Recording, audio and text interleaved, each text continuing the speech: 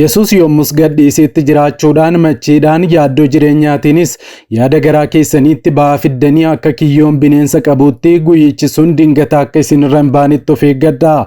Yeroo hundumaa dammaqaa wanta ta'uuf jedhu kana hundumaa jalaa ba'uudhaaf ilma namaa duras ulfinaan dhaabbachuudhaaf humna akka argattaniif kadhadhaa isaaniin jedhe. Wangeela Luqaas boqonnaa 21 lakkoofsa 34 hanga 36. Akka dhalannee fi yooma akka dhalanne beekna. Biyya lafaa kanarraas gara iddoo boqonnaa keenyaa akka deemnu beekna.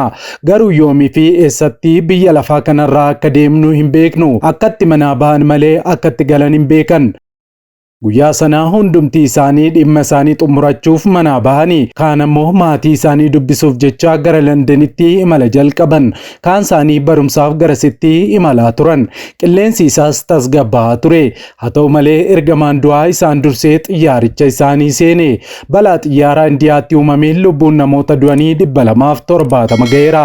Xiyyaaricha keessa kan turan namoota 242 kan jedhaman yoo ta'u, xiyyaarichi manneen jireenyaa ogeeyyota Indiyaa irratti kufuun walumaa galatti lubbuun namoota 270 darbeera. Walumaa galatti balaa kanarraa namni tokko qofti lubbuun hafeera. Ofii balaan xiyyaaraa Indiyaatti uumame kun yoom uumame, sababa balaa kanas bal'inaan qindeeffanneerra nu waliin tura. Nagaa faraarri Waaqayyoo bakka jirtanitti hunduma keessaniif haa baay'atu. Akkam jirtu daawwattoota Kiristiyaan Miidiyaa.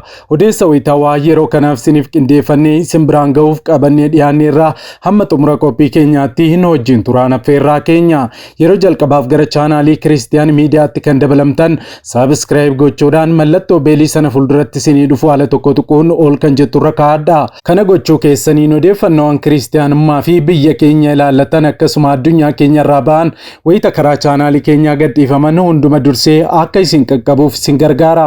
Like, share godhaa, yaada keessan saanduqa yaadaa keessatti nuu qoodaa. Kallattiidhaan gara oduu keenyaa ammeetti wal wajjin haa dabarru.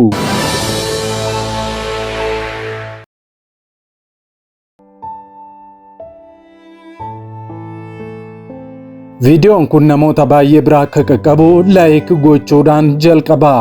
Akka dhalannee fi yoom akka dhalanne beekna. Biyya lafaa kanarraas gara iddoo boqonnaa keenyaa akka deemnu beekna. Garuu yoomii fi eessatti sababa maaliitiin biyya lafaa kanarraa akka deemnu hin beeknu. Guyyaa sana hundumti isaanii dhimma isaanii xumurachuuf manaa ba'anii turan. Kaan isaanii maatii isaanii dubbisuuf jecha gara Londonitti imala jalqaban.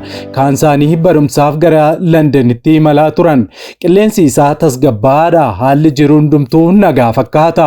Haa ta'u malee ergamaan du'aa billaa baatee dura isaanii xiyyaara seene. Balaa xiyyaaraa Indiyaatti uumameen lubbuun namoota 270 darbuun dhaga'ameera. Doktoroonni Indiyaa iddoo torbee kamisa darbee xiyyaarri kufee caccabee Ahmedabad jedhamu keessaa reenfa namoota 270 baasuu ibsan. Xiyyaarri Indiyaa irraa gara London imaluuf ka'e kun iddoo jireenyaa ogeeyyii fayyaa Indiyaa irratti kufuun nama tokkorraan kan hafe namoonni xiyyaaricha keessa jiran 242 hunduu du'anii jiru. Namni qofaasaa balaa xiyyaaraa balaafamaa kana keessaa lubbuun oole kun nama lammii Biriteen nama waggaa 40. Qondaalli biyyattii namoota lafa turan kanneen xiyyaarri kun irratti kufe keessaa meeqa akka du'an adda baasuu itti fufaniiru. Eenyummaa namoota adda baasuuf qorannoo qaccee sanyii DNA gaggeessaa jiru. Xiyyaarri erga balallii eegalee daqiiqaa tokko songuutiin kufee caccabe kun mooraa hospitaala siivilii fi kolleejii meedikaalaa keessatti iddoo jireenyaa doktorotaa irratti kufe. Pirezidaantiin waldaa doktorotaa Dr. Diyaavaal Gaameetii balaa kanaan walumaa galatti hanga ammaatti reenfi namoota 270 isaan bira dhufuu ibsan. Xiyyaarri imaltoota Indiyaa gara London Gaatwiikitti balali'aa ture kamisaa darbee akkuma Indiyaa lixaa Ahmedabad irraa ka'een osoo baay'een turin kufee caccabe. Taateen daandiin xiyyaarichaa balaa gaddisiisaa jechuun ibse kun yeroo mudatetti namoonni 240 ol ta'an xiyyaaricha keessa turan. Yoo xiqqaate reenfi namoota balaa kanaan du'anii 204 argamuu dursee poolisiin biyyattii beeksisee ture. Xiyyaarri Indiyaa Air Indiyaa balallii lakkoofsa AL171 ta'ee buufata xiyyaaraa idil-addunyaa Ahmedabad Sadar Balaa Bihabaayii Paatel irraa akka sa'aatii bakka sanaatti sa'aatii 13:39 irratti ka'uu ibsee daandiin xiyyaaraa Indiyaa akka jedhametti sa'aatii 18:25 BST irratti London Gatwick qubachuuf karoorfatee ka'e. Xiyyaarri kun Ahmedabad irraa akkuma ka'een kufee caccabe. Kana hordofee ammoo opereeshiniin hunduu dhaabbate. Akka toora marsariitii balallii hordofuu Flight Radar 24 jedhamutti siiginaaliin xiyyaarichaa agarsiisu akkuma ka'een daqiiqaa tokko gaditti bade. Daataan balallii hordofuu xiyyaaricharraa kan addaan cite ol ka'iinsaa caammaa 625 yookaan meetira 190 irratti ture. Xiyyaarichi warra tiraafika to'ataniif ergaa muddamaa qaqqabsiisuu to'ataan aviyeeshinii Indiyaa himeera. Isaan booda garuu deebiin xiyyaarichaan kennamee hin turre. Xiyyaarri kun naannoo mana jireenyaa Meekhaanii Naagaa jedhamu keessatti kufee caccabe. Poolisiin akka madda oduu ANI itti himetti xiyyaarichi hoteela dooktorootaa irratti kufe. Dubartiin fuula sana turte tokko ANI itti akka himtetti yeroo xiyyaarichi kufetti ilmi ishee darbii lammaffaa hoteela sanarraa utaalee miidhameera. Viidiyoowwan mirkanaan giddu galeessaa Ahmedabad irraa argaman akka agarsiisanitti aarri gurraacha samiitti ol ba'uu bakka sanarraa ni mul'ata. BBC Rocks Gadda akka jedhetti namoonni naannawaa sana turan hanga danda'an namoota oolchuudhaaf garasitti fiigaa turan. Gabaasaan BBC kun akka jedhetti namoonni tajaajila hojii baraaruu irratti bobba'an bakka sanatti argamuun abidda mudatee dhaamsuuf yeroo yaalan ni mul'atu. Akkuma kanas reenfi namoota bakka sanaa yeroo baafamuu argee jira. Imaltoota 242 fi keessummeessitoota xiyyaara kana keessa akka turan Air Indiyaan beeksiseera. Imaltoota xiyyaaricha keessa turan keessaa 53 lammiilee British, 169 lammiilee Indiyaa, 1 lammii Kanaadaa, 7 ammoo lammiilee Portugal akka ta'anis ibsameera. Xiyyaarri Boeing 787-8 Dreamliner walii galatti teessoo 256 qaba. Air Indiyaan akka jedhetti namoonni madaa'an gara hospitaala dhiyoo jiranitti geeffamaniiru. Hangaa'onni hojii lubbuu baraaruu hatattamaaf opereeshinii gargaarsaa taasisuu akka hojjetan ajajamaniiru jedhan qondaalli Guwaaraat hojii geggeessaan Air Indiyaa Natajar Chandraskeeraan akka jedhanitti. Wiirtuun gargaarsaa yeroo hatattamaa qophaa'eera. Akkasumas maatiiwwan odeeffannoo barbaadaniif gareen gargaaruu gurmaa'eeras jedhameera.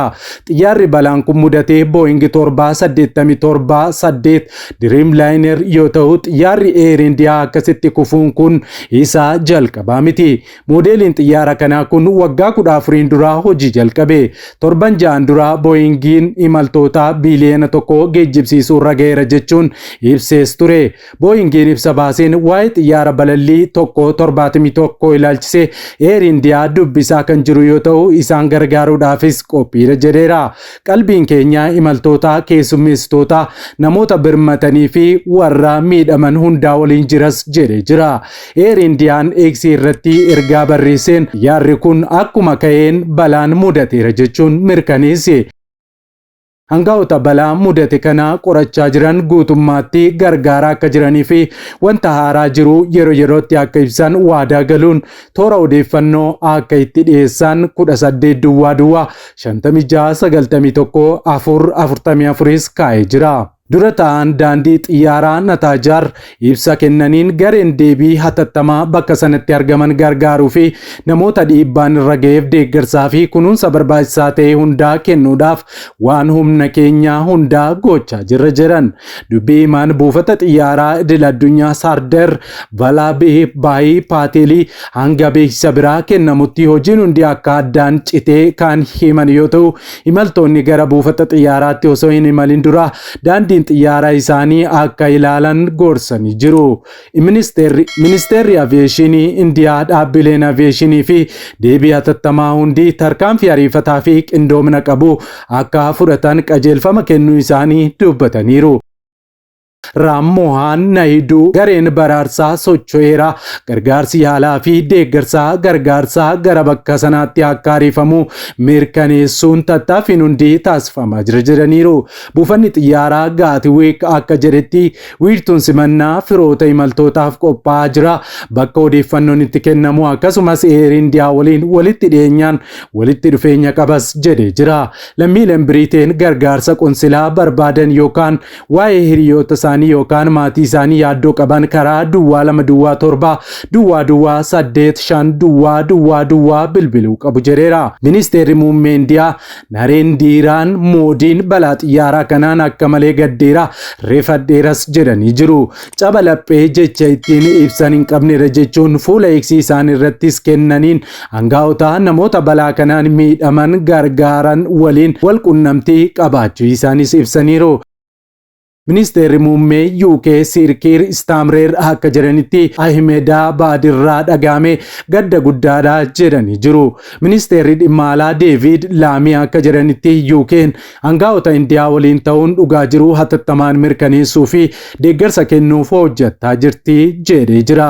Masaraan Buckingham akka jedhetti mootichi waa'ee balaa xiyyaaraa kana odeeffannoon isaan qaqqabaa jira jedhee jira. Balaa mudatee fi maatii gaddi kun mudateef Kiristiyaan miidiyaan jajjabina guddaa hawwa.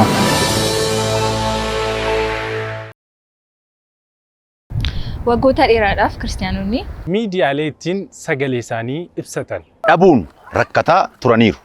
Bari'uun waan hin oolleef maarree kunoo Kiristiyaan miidiyaa sagalee nuuf ta'aa jira. Kanaaf miidiyaa haqaa odeeffannoo dhugaadhaaf wayitaawaa YouTube Kiristiyaan miidiyaa subscribe, like, share godha. warra sagalee dhabaniif sagalee ni taana. Yesuus fayyisaadha. Egaan daawwattoota Kiristiyaan miidiyaa odeessi wayitaawaa nuyi yeroo kanaaf isiniif qindeeffannee kanneen hanga ammaatti daawwattanidha. Qophii keenya walakkaatti kan nutti dabalamtan subscribe gochuun mallattoo beelii sana fuulduratti isinii dhufu ala tokko tokkoon ol kan jettu irra kaa'adha. Kana gochuu keessaniin odeeffannoowwan kiristiyaanummaa akkasuma addunyaa keenya ilaalatan wayita karaa chaanaalii keenyaa gadhiifaman hunduma dursee akka isin qaqqabuuf isin gargaara. Like, share godhaa, yaada keessan saanduqa yaadaa keessatti nuu qoodaa. Odeeffannoo haaraa fi wayitaawwan sa'aatota muraasaan booda hanga deebinee wal arginutti turtii gaarii isiniif haa ta'u nagaan tura.